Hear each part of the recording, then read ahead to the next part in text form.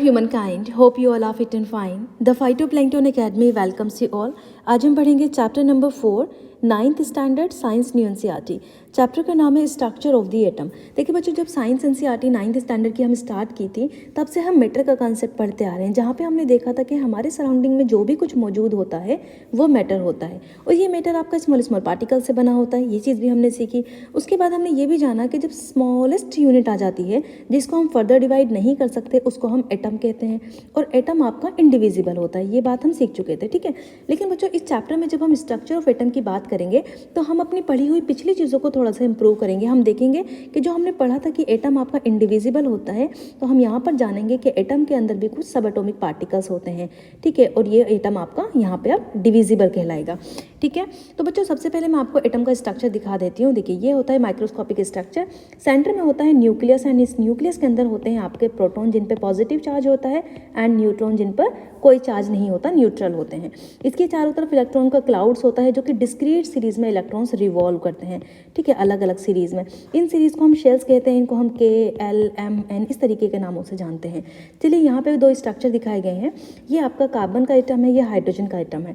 Carbon का जो atom है, सेंटर में न्यूक्लियस है, न्यूक्लियस में प्रोटॉन पॉजिटिव चार्ज न्यूट्रॉन मौजूद है।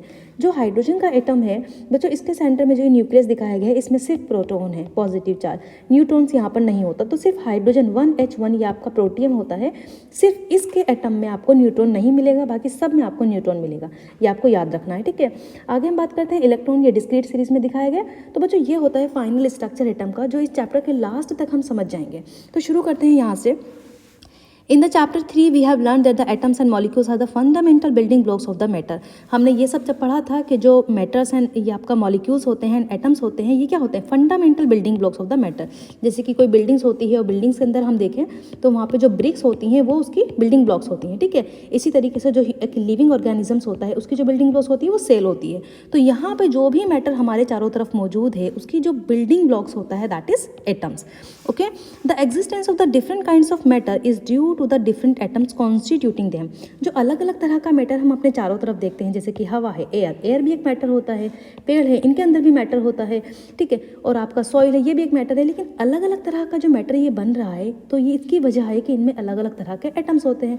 तो बच्चों, क्वेश्चन ये उठता है, what makes the atom of an element different from the atoms of the another element. ऐसा क्या होता है किसी एक एलिमेंट के एटम में जो दूसरे एलिमेंट के एटम से उसको डिफरेंट बनाता है, जो अलग टाइप का मैटर बन के तैयार होता है। Are atoms really indivisible. अब ये भी क्वेश्चन है कि क्या एटम सच में इंडिविजिबल होते हैं, जो डाल्टन थ्योरी ने दिया था, या इससे भी छोटी कोई स्मॉलर यूनिट होती है।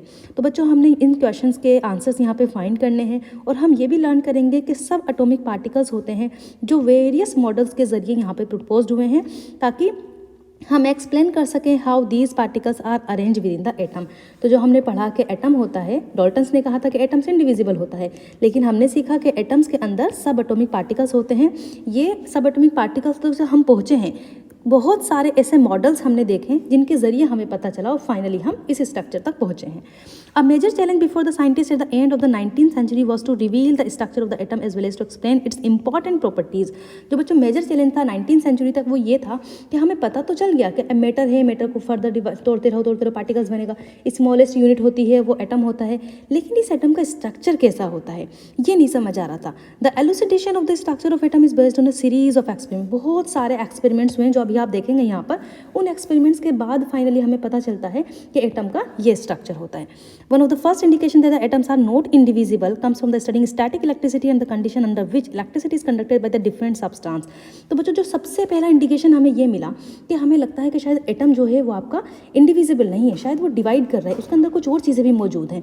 तो ये कैसे पता चला? जब एक इलेक्ट्रिसिटी, हमने देखा कि जो इलेक्ट्रिसिटी होती है वो पास कर जाती है, मेटल्स के थ्रू पास कर जाती है, वायर्स में पास कर जाती है। तो ये क्यों, कैसे पास कर रही है? इसका मतलब है कि इस मैटर में कुछ और चीज़ मौजूद है जो इलेक्ट्रिसिटी को पास कराने में हेल्प कर रही है।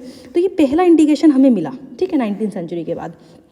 अच्छा, देखते हैं charge particles in the matter में चार्ज पार्टिकल्स होते हैं, ये कैसे पता चलेगा? कुछ छोटी छोटी स्टडी एक्टिविटीज़ हम करके देखेंगे यहाँ पर। ये हमने पहली क्लासों में भी की हैं, बहुत ईजी है। आपको क्या करना है, कॉम करना है अपने ड्राई हेयर्स में। तो जो कॉम, जैसे ये आपका कॉम है, इसको आप ड्राई हेयर्स में करेंगे तो क्या होगा, वहाँ पे स्मॉल स्मॉल पार्टिकल जो होते हैं पेपर के, ये इनको अट्रैक्ट करेगा। इसका मतलब ये हुआ कि ये जो आपने कॉम किया इसको अपने ड्राई हेयर्स में, तो यहाँ पे ये हो जाता है आपका चार्ज्ड। ठीक है। और ये जो पेपर्स होते हैं ये होते हैं अनचार्ज। आपको पता है कि ये जो पॉजिटिव, ये जो चार्ज एंड अनचार्ज दो अपोजिट चीज़ें होती हैं, ये दूसरे को अट्रैक्ट करती हैं। ठीक है, तो यहाँ पे इसने इसको अट्रैक्ट किया। दूसरा हम देखें, रब a glass rod with a silk cloth. अब आपको क्या करना है, आपके पास एक ग्लास की रोड लेनी है, उसको सिल्क क्लॉथ से थोड़ा सा रब कर देंगे। Bring the rod near an inflated balloon, observe what happen. अब आप क्या करेंगे कि इस बैलून को, सॉरी इस जो रोड थी जिसको आपने रब किया था, इसको आप एक बलून के पास लेकर आएंगे। तो यहाँ पे जब आपने इसे को सिल्क के कपड़े से ग्लास की रोड को रब किया तो ये हो जाती है आपकी चार्ज। ठीक है, और यहाँ पर ये बलून जो है आपका, ये तो अनचार्ज है, तो क्या होता है, ये एक दूसरे को अट्रैक्ट करते हैं। ये जो बलून है ये उड़ के इसके पास पहुँचता है। ठीक है, तो यहाँ पे हमें चार्ज का कंसेप्ट समझ में आया। ऑलरेडी ये एक्टिविटीज़ बच्चों हम पहले भी कर चुके हैं। तो इन एक्टिविटीज़ से हमने ये देखा कि जो रबिंग करते हैं दो ऑब्जेक्ट्स को, वो बन जाते हैं इलेक्ट्रिकली चार्ज। ओके, अब क्वेश्चन ये है बच्चों, ये जो चार्ज है या हो जाते हैं, ये चार्ज आता कहाँ से है? तो ये क्वेश्चन हमें समझाएगा कि एटम जो होता है वो डिविजिबल होता है and consist of charge particles. अब हमें बात समझ में आ रही है कि एटम जो हमने पढ़ा है वो चार्ज पार्टिकल्स उसके अंदर मौजूद होते हैं। Many scientist contributed in revealing the presence of charge particles in an atom. अब जब साइंटिस्ट ने ये चीज़ देखी तो वो तो परेशान हो गए कि एटम के अंदर ऐसी कौन सी चीज़ है, वो चार्ज पार्टिकल्स कहाँ पर है, हमने उनको देखना है। It was known by the 1900 that the atom was indivisible particle but contained at least one subatomic particle। तो 1900 में जे थॉमसन साहब आए और उन्होंने कहा कि देखिए एटम होता तो इंडिविजिबल ही है, लेकिन उसके अंदर कम से कम एक सबएटॉमिक पार्टिकल होता है, जो कि उन्होंने उसको इलेक्ट्रॉन नाम दिया जे थॉमसन ने। But even before the electron was identified, ये आइडेंटिफाइड भी नहीं हुआ था, उससे पहले ई गोल्डस्टीन ने 1886 में डिस्कवर किया था the presence of new radiation in a gas discharge and called them canal rays. These rays were positively charged radiation which ultimately led to the discovery of the another subatomic particle. These subatomic particles had a charge, यहाँ पे ये picture delete कर देती हूँ, and equal in the magnitude but opposite in sign to that of the electron. Its mass was approximately 2000 times at that of the electron. तो बच्चों यहाँ पे क्या देख रहे हैं हम कि पहले तो 1900 में जे थॉमसन साहब ने ये कह दिया कि एटम के अंदर एक स्मॉलेस्ट, एक कम से कम एक एटॉमिक पार्टिकल तो होता है, सब एटॉमिक पार्टिकल, जिसको उन्होंने इलेक्ट्रॉन नाम दिया। ठीक है, लेकिन 1886 में गोल्डस्टीन ने आके ये कहा कि देखिए उससे पहले की बात है ये कि एक कुछ ऐसी चीज़ होती है जिसको इन्होंने कैनाल रेज नाम दिया था, उसको हम बाद में प्रोटॉन कहेंगे, कि कुछ ऐसी चीज़ मौजूद है जो इलेक्ट्रिसिटी पास करा रही है और उसके पास उसका जो मास है वो 200 टाइम्स है इलेक्ट्रॉन से ज़्यादा, यानी कि जो इलेक्ट्रॉन से इससे 2000 गुना ज़्यादा टाइम्स होता है। ठीक है, in general N electron is represented E, electron को हम जनरली ई इससे माइनस का साइन देते हैं यहाँ पे क्योंकि निगेटिव चार्ज होता है, और प्रोटॉन को हम पॉजिटिव चार्ज से रिप्रेजेंट करते हैं। अब बच्चों अगर मैं आपको मास बताऊँ प्रोटॉन का, तो यहाँ पे आपके सामने प्रोटॉन का मास होता है 1.6726 10⁻⁻27 kg। ठीक है, यही अगर आप इलेक्ट्रॉन का मास देखें तो इलेक्ट्रॉन का मास होता है 9.109 इंटू 10⁻31 kg। तो क्या पता चल रहा है, -31 kg। कितना छोटा होता है इलेक्ट्रॉन, यानी कि हम जब मास किसी एटम का मास फाइंड करते हैं तो हम इस इलेक्ट्रॉन को कंसीडर भी नहीं करते, ये इतना ज़्यादा अमाउंट में छोटा होता है। तो यही सेम बात कही गई थी ई गोल्डस्टीन के ज़रिए। ठीक है, उसको हमने प्रोटॉन नाम दिया, मैं इसको चक्कर भी डिलीट कर देती हूँ। ठीक है, now the mass of an electron is consider to be negligible, मतलब इतना नेग्लिजिबल, इतना छोटा होता है कि हम कंसिडर ही नहीं करते। इट्स चार्ज इज -1, चार्ज होता है -1। It seems that an atom was composed of protons electrons mutually balancing their charge. ऐसा कुछ दिख रहा था बच्चों कि जो एटम्स होता है उसके अंदर जो इलेक्ट्रॉन्स एंड प्रोटॉन्स है वो म्यूचुअली बाइंड होते हैं, यानी कि उनका जो चार्ज होता है वो बैलेंस करता है, तो लगभग इनका चार्ज अराउंड सेम होता है। तो ये चीज़ हमें देखनी है, जो प्रोटॉन का बच्चों चार्ज होता है दैट इज़ 1.6022 इंटू 10⁻⁻19 कूलम, और जो इलेक्ट्रॉन का चार्ज होता है वो भी सेम होता है, बस फ़र्क क्या है, यहाँ पे पॉजिटिव होता है और यहाँ पर निगेटिव होता है। ठीक है, it also appears that the protons were in interior of the atom, और ये भी हमें पता चला कि प्रोटॉन जो होते हैं वो इंटीरियर यानी कि सेंटर में होते हैं, whereas electrons could easily be removed off but not proton. Electron से थोड़ा बाहर की तरफ, जैसे हमने इलेक्ट्रॉन का क्लाउड अभी आपको दिखाया, तो ये जब तक ये बात अज्यूम कर रहे थे कि इस तरह का हो सकता है, ऐसी ऐसी स्टडी कर रहे हैं हम, इस तरह की हमें फाइंडिंग्स मिल रही हैं, ठीक है। इलेक्ट्रॉन्स को हम इजीली बाहर की तरफ फेंक कर देते हैं, आ जाता है, लेकिन प्रोटॉन्स इंटीरियर में होता है तो ये बाहर की तरफ नहीं आ पाता। तो यहाँ कुछ स्टडीज़ बच्चों हुई हैं जिनके जरिए स्ट्रक्चर ऑफ एटम को पता चला है। देखिए, डाल्टन थ्योरी के अकॉर्डिंग हमने समझा था कि इंडिविजिबल है, इनडेस्ट्रक्टिबल है, बट दो फंडामेंटल पार्टिकल्स जो electrons and protons inside the atom let the failure of this aspect. मतलब डाल्टन थ्योरी के जब हमने इनको स्टडी कर ली इलेक्ट्रॉन्स एंड प्रोटॉन्स को, तो इसकी वजह से डाल्टन की थ्योरी फेल हो जाती है। तो बच्चों यहाँ पर हम इसको डायरेक्टली फेल नहीं कहेंगे, क्योंकि बहुत सारी चीज़ें हमें समझ में आई थी, लेकिन कुछ चीज़ें थी जो इंडिविजिबल इंडेस्ट्रक्टिबल वाली थी, वो थोड़ा गलत साबित हुई। तो यहाँ पे आपको क्या करना है, अगर आपसे कोई पूछे कि किस वजह से हमें पता चला कि इंडिविजिबल मतलब कौन सी थ्योरीज के जरिए, तो यहाँ पे आप डाल्टन की थ्योरी का वो बताएंगे और इस तरीके से बताएंगे किस वजह से पता चला कि दो फंडामेंटल पार्टिकल्स की डिस्कवरी होने के बाद हमें समझ आता है। It was also necessary that to know how electrons and protons are arrange within an atom. अब ये बात भी थी कि पता तो चल गया ये चीज़ें हैं, लेकिन इनका अरेंजमेंट किस तरीके से है ये भी नहीं समझ आ रहा था। तो एक थॉमसन मॉडल साहब आए, मतलब थॉमसन का मॉडल था। इन्होंने क्या कहा, इन्होंने थोड़ी सी अपना अलग तरीके का दिमाग लगाया। इन्होंने कहा कि जो एटम्स है उसका जो स्ट्रक्चर है वो होता है क्रिसमस पुडिंग की तरह। जो आपकी पुडिंग्स होती है, यहाँ पर आप देखेंगे इसको, जैसे आप स्पून से खाते जाएंगे, ठीक है, तो यहाँ पर क्या होगा, जैसे आप इसको स्पून से खाएंगे, यहाँ पे आपको कुछ नट्स दिखेंगे, ठीक है, इनके अंदर होते हैं कुछ नट। तो जिस तरीके से ये नट्स होते हैं, इनको इन्होंने नाम दे दिया इलेक्ट्रॉन, और ये जो बहुत बहुत सारा जो ये अलग से होता है इसका मास, इसको इन्होंने कह दिया प्रोटॉन। इस तरीके से मतलब अपना सिर्फ वैसे ही इन्होंने एक आइडिया दिया। उसके बाद इन्होंने कहा कि जो इलेक्ट्रॉन्स होते हैं, sphere of the positive charge were like the currant dry fruits in the spherical Christmas pudding. We can also think of a watermelon. इन्होंने कहा अगर ये नहीं समझ में आ रहा तो चलो वाटरमेलन को देख लो। कहा कि वाटरमेलन में जो फ्लैशी रेड कलर का पार्ट होता है, इडेबल जो खाने वाला होता है, वो प्रोटॉन होता है पॉजिटिव चार्ज, और छोटे छोटे जो बीज होते हैं, सीड होते हैं उसके ब्लैक कलर के, वो इलेक्ट्रॉन्स होते हैं निगेटिव चार्ज। ये बात इन्होंने कही, लेकिन बच्चों ये बात कुछ हद तक सही साबित नहीं हुई। इसका क्या रीज़न था? देखिए, पहले थोड़ा सा जे थॉमसन साहब के बारे में जान लेते हैं। ये ब्रिटिश के रहने वाले फिजिस्ट थे, ठीक है, इन्हें नोबेल प्राइज़ भी मिला था। अच्छा बच्चों, अगर आपको नोबेल प्राइज़ नहीं पता है कि कहाँ किस फील्ड में कैसे मिलते हैं, तो इसके ऊपर मैंने एक बहुत अच्छी वीडियो बनाई है, उसको आप जाके देखें। उसमें 2023 के जो भी नोबेल लिटरेट हैं उनके सबके नाम भी दिए हुए हैं, ठीक है। तो इनको डिस्कवरी ऑफ इलेक्ट्रॉन की वजह से इनको नोबेल प्राइज़ मिला था जे थॉमसन को। यहाँ पे इन्होंने क्या प्रपोज किया कि atom consist of a positively charge particles. Atoms के अंदर पॉजिटिवली चार्ज पार्टिकल्स होते हैं, electrons are embedded in it, और इलेक्ट्रॉन्स उन पॉजिटिव चार्ज पार्टिकल्स के अंदर एम्बेडेड होते हैं। Negative and positive charge are equal in magnitude, so the atoms a whole is electrically neutral. तो ये बात तो इनकी सही है बच्चों, कि जो इलेक्ट्रॉन्स एंड जो पॉजिटिव एंड नेगेटिव चार्ज होता है वो दोनों का इक्वल मैग्नीट्यूड में होता है, जिसकी वजह से कंप्लीट होल स्ट्रक्चर जो होता है एटम का वो इलेक्ट्रिकली न्यूट्रल होता है।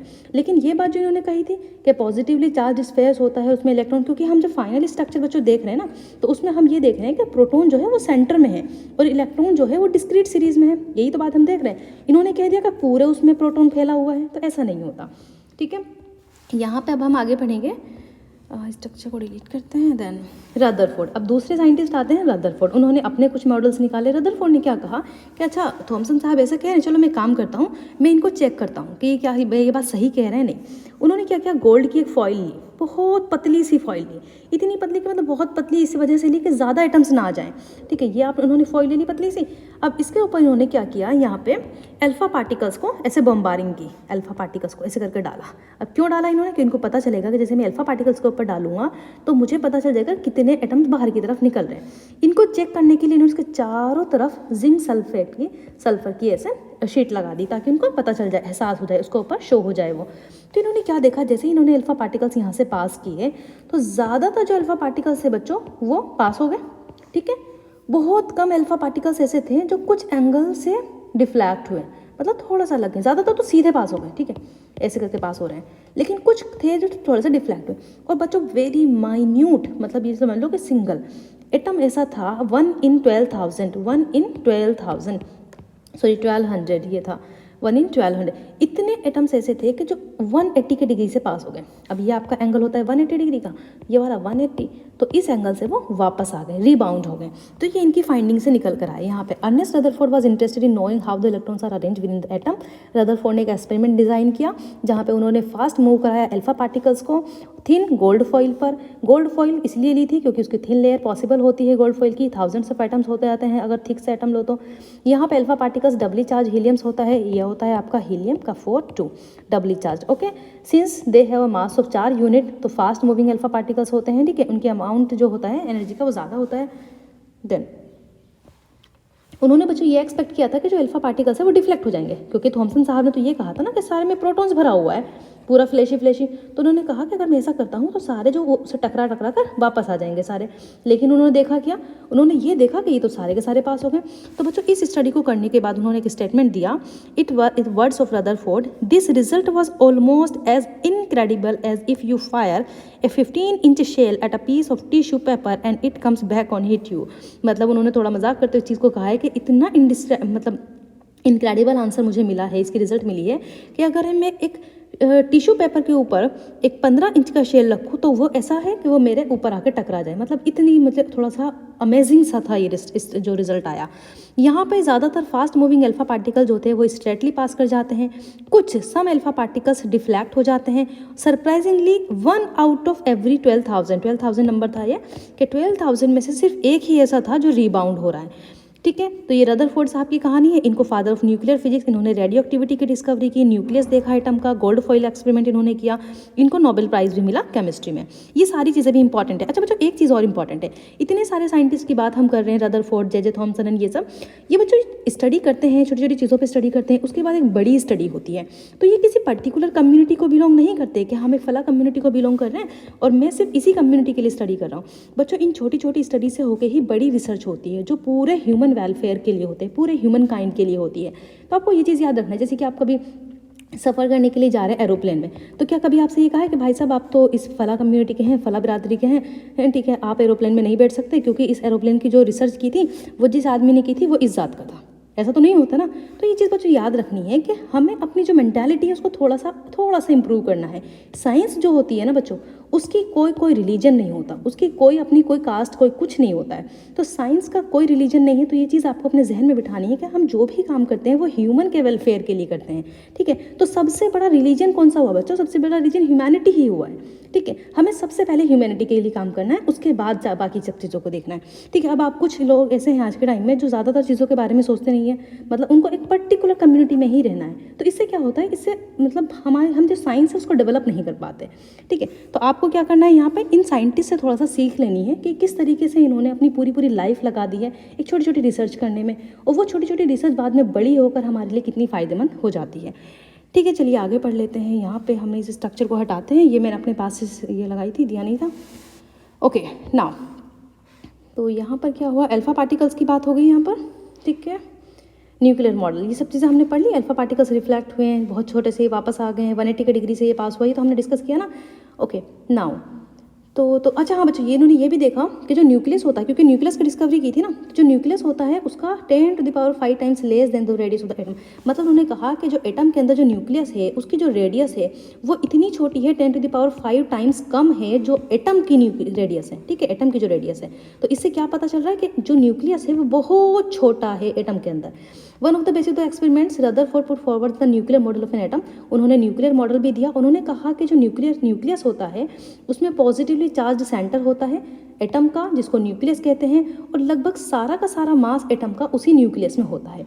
जो इलेक्ट्रॉन्स होते हैं वो रिवॉल्व करते हैं around the nucleus in the circular path. बच्चों यहाँ के थोड़े से फेल हो जाते हैं। इन्होंने ये कह दिया कि जो इलेक्ट्रॉन्स हैं, अगर ये एटम है और यहाँ पे न्यूट्रॉन एंड ये आपका पूरा न्यूक्लियस है, तो इसका अभी तक न्यूक्लियस की डिस्कवरी नहीं हुई थी बच्चों, ये बात ध्यान रखनी है आपको। हमें तो पता है स्ट्रक्चर, इसलिए हम बात कर रहे हैं, लेकिन अभी तक न्यूक्लियस की डिस्कवरी नहीं हुई, अभी तक सिर्फ प्रोटॉन पॉजिटिव चार्ज की बात चल रही है, ठीक है।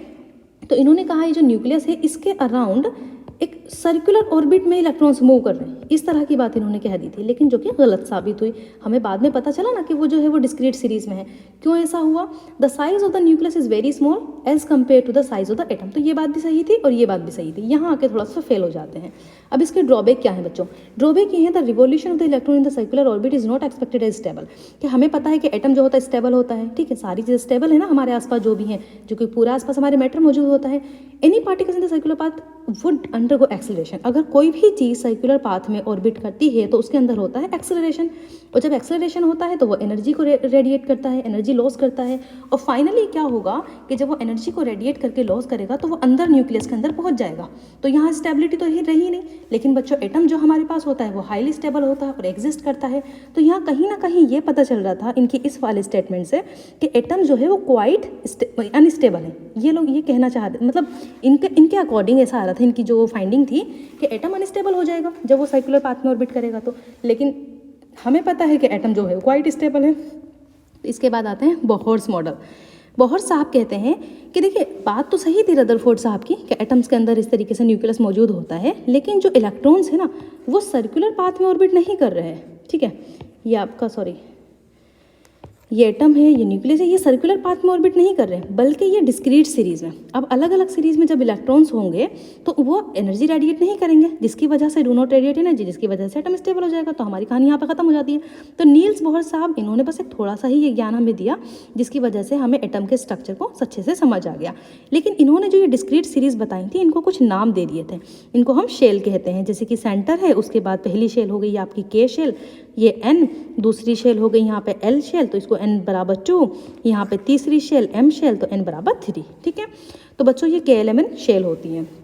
आगे तो ये सारी डिस्कवरी हो गई थी, अभी तक न्यूट्रॉन का कोई डिस्कस नहीं हुआ था। अब चैडविक साहब आके कहते हैं देखिए सब कुछ ठीक है, लेकिन जो एटम है ना उसमें जो पॉजिटिव चार्ज की बात आप बात कर रहे हो वहाँ कहीं ना कहीं न्यूट्रॉन भी होता है जिसके पास कोई चार्ज नहीं होता, और इसका मास नियरली इक्वल होता है प्रोटॉन के। अभी जब मैंने आपको पहले बताया था कि इलेक्ट्रॉन का मास सेवरल टाइम्स कम होता है प्रोटॉन के, लेकिन इन साहब ने कहा जो न्यूट्रॉन है ना, इलेक्ट्रॉन की तो बात ही नहीं हो रही यहाँ पे, न्यूट्रॉन है, इस न्यूट्रॉन का जो मास है वो इक्वल होता है प्रोटॉन के, अराउंड नियरली इक्वल होता है प्रोटॉन के, और इसको इन्होंने कहा न्यूट्रॉन क्योंकि इसके ऊपर कोई चार्ज नहीं होता। तो एक्सेप्ट हाइड्रोजन, हाइड्रोजन के अंदर नहीं मौजूद होता। मैंने आपको पहली पिक्चर में दिखाया था, the mass of an atom is therefore given by the sum of the masses of the protons and neutron present in the nucleus. तो अब अगर आपसे कोई मास पूछने लगे, चैडविक साहब ने हमसे कहा कि अगर आप आपसे कोई मास पूछे कि एटम का मास क्या है, तो आप क्या कहोगे? आप प्रोटॉन का मास को प्लस कर दोगे न्यूट्रॉन के मास से। न्यूट्रॉन का मास एंड प्रोटॉन का मास बराबर इक्वल होता है। तो अगर हमसे कहने लगे कोई मास बताओ एटम का, तो हम कहेंगे प्रोटॉन का मास प्लस न्यूट्रॉन का मास। इलेक्ट्रॉन का बच्चों हम इसलिए नहीं जोड़े क्योंकि इलेक्ट्रॉन का तो इतना छोटा होता है, नेग्लिजिबल होता है, तो क्या ही जोड़ेंगे उसको, ठीक है। तो ये चीज़ें होती हैं, ये बताया आपका चैडविक साहब ने। नेक्स्ट, अब कुछ जो शेल्स की बात हुई थी, जो बोहर ने शेल्स की बात की थी, उनको थोड़ा सा देख लेते हैं। उन्होंने कहा था the maximum number of electron present in a shell is given by the formula 2n², कि ये जो हम शेल बता रहे ना, इन शेल में जो मैक्सिमम नंबर इलेक्ट्रॉन रह सकते हैं ये 2n² के फॉर्मूले से रहेंगे। जब पहली शेल हुई तो 2n², यानी n यहाँ पे 1 है, तो अगर 2 into n is equal to 1 है तो यहाँ पे 2 इंटू 1 का स्क्वायर हो जाएगा 2। तो पहली शेल में सिर्फ 2 इलेक्ट्रॉन रहेंगे। दूसरी शेल में अगर हम जाएं तो 2n², n बराबर 2, तो 2 इंटू 2 के बराबर 2 टू द 4, तो यहाँ पे हो जाएगा 4 दूनी 8। दूसरी शेल में 8 इलेक्ट्रॉन रहेंगे। तो इस तरीके से जो फाइनल आता है यहाँ पे, पहली में 2, दूसरी में 8, 18, और ये आपका 32।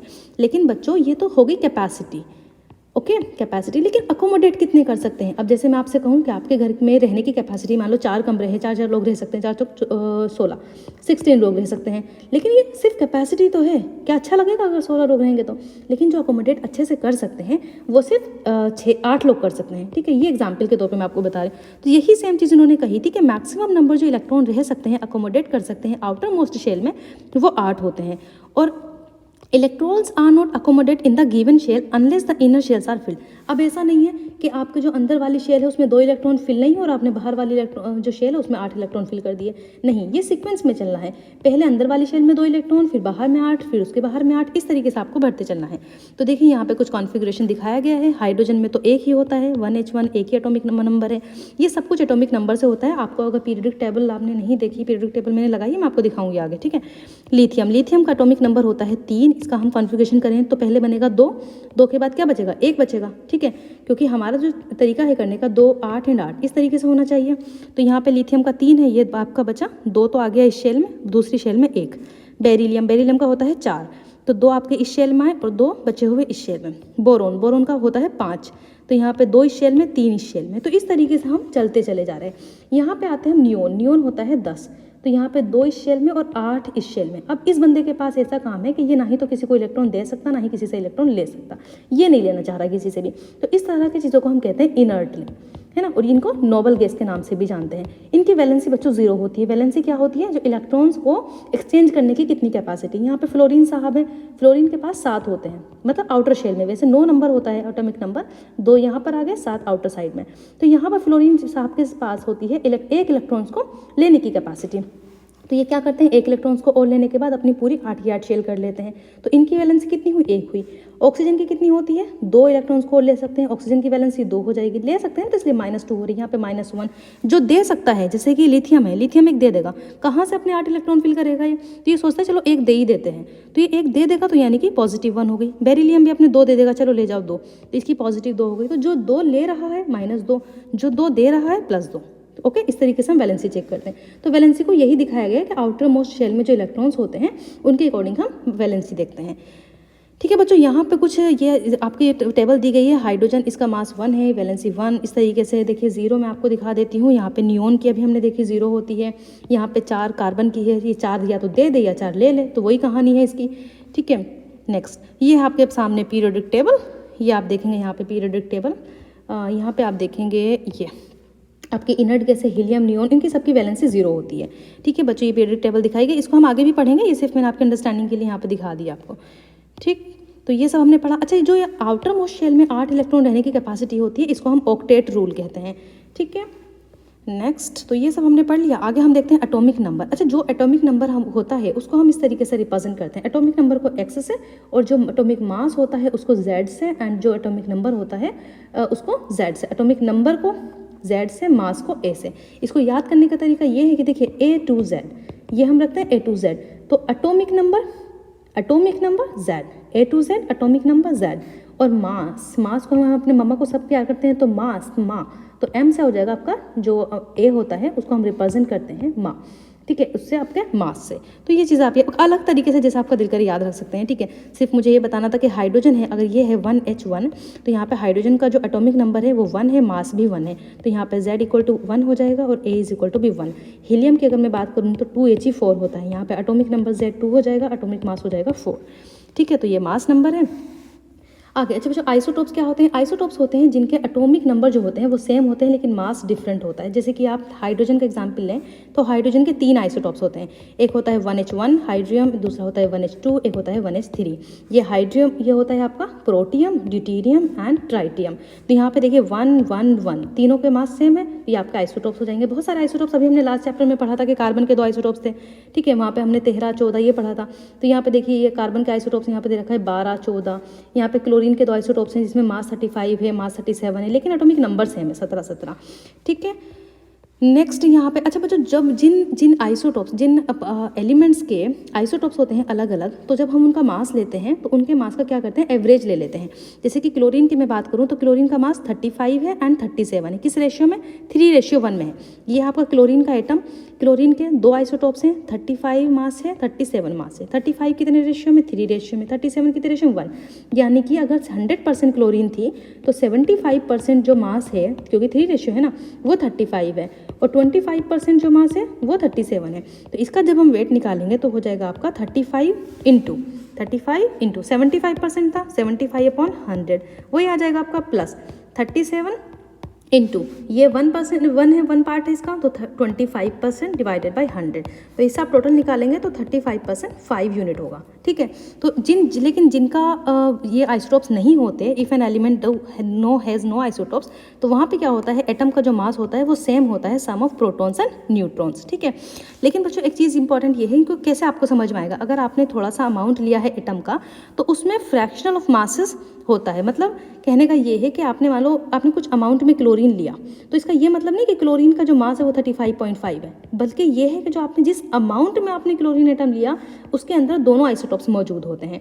एग्जाम्पल के तौर पे ये एक कंटेनर है, इस कंटेनर के अंदर रेड कैंडीज़ भी हैं, ठीक है, और येलो कैंडीज़ भी हैं, ठीक है, अलग अलग। यहाँ पे मैं सेम कलर से दिखा रही हूँ।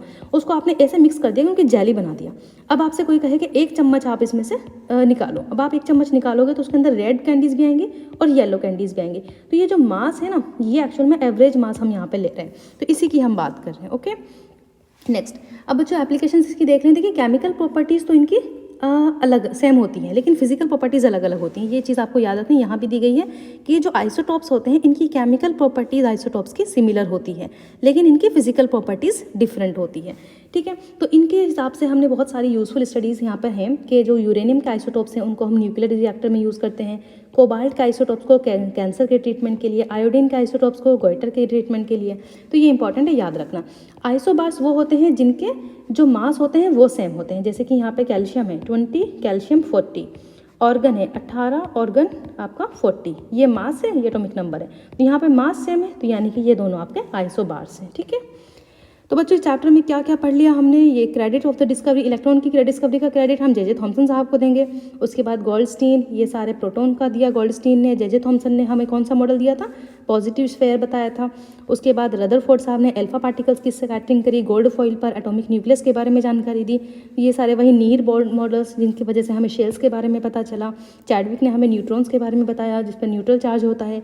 ये सारी चीज़ें, वैलेंसी क्या होता है, कंबाइनिंग कैपेसिटी, एक एटम कितने चीज़ों को कंबाइन कर सकता है। जैसे हमने ऑक्टोपस के केस में लास्ट क्लास में देखा था कि ऑक्टोपस के 8 हाथ होते हैं, तो वो कितने ह्यूमंस को बाइंड कर लेगा, क्योंकि हाइड्रोजन 4 को, क्योंकि ह्यूमन के पास भी 4 होते हैं, 2-2 हाथ होते हैं, ठीक है। ये सब हमने पढ़ लिया। आइसोटॉप्स वो होते हैं जिनके पास सेम एलिमेंट होता है और उनके जो एटॉमिक नंबर होते हैं सेम होते हैं, मास अलग अलग होता है।